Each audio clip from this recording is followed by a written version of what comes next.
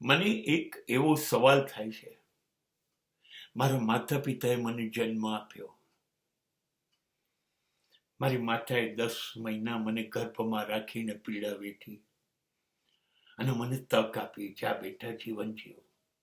હા, પણ એક સવાલ એ થાય છે કે હું ગર્ભમાં મા પાસે આવ્યો એ પહેલા હું શું હતો? એ પહેલા હું ક્યાં હતો? એ પહેલા મારું કોણ હતું? એ પહેલા મારા માતા પિતા હતા? હું ગર્ભમાં નહોતો ત્યારે મારા ભાઈ નહોતા, બહેન નહોતા, મિત્રો નહોતા, સગાઓ નહોતા. ત્યારે તો મારું કોઈ નહોતું. પછી મને વિચાર આવ્યો કે ચલો, મને જન્મ આપ્યો, મેં જીવી લીધું. બાળપણ, યુવાની, ભણ્યો, લગ્ન, બાળકો, ઘરડો થયો, પૈસા કમાયો ને મરી ગયો. હું મરી ગયો ત્યારે મારું ઘર, મારી ગાડી, મારી સંપત્તિ બધું અહીંયા રહી ગયું. મને દાટી દીધો, મને સળગાઈ દીધો, હું રાખ થઈ ગયો, હું માટી થઈ ગયો. શરીર જતું રહ્યું, જેને આખી જિંદગી મારું મારું કર્યું.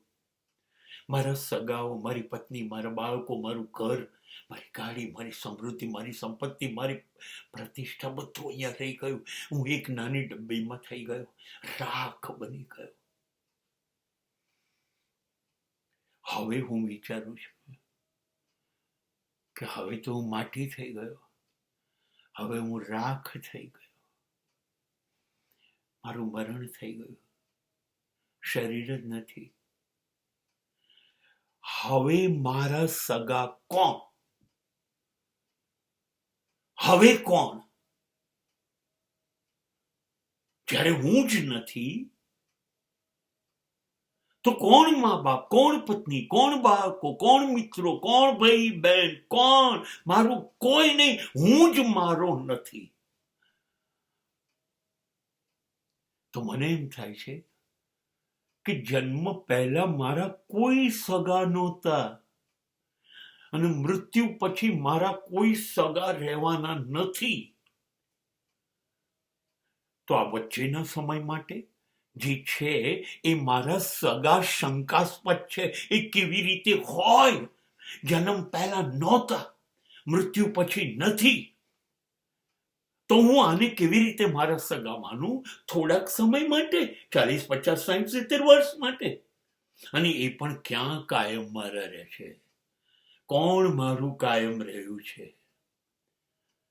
આપણા સગાઓ ને આપણા સંબંધો માં કૂતરા જેટલી એ વફાદારી નથી. તો હું આ સંબંધો માટે જિંદગીભર મારી વફાદારી રાખું?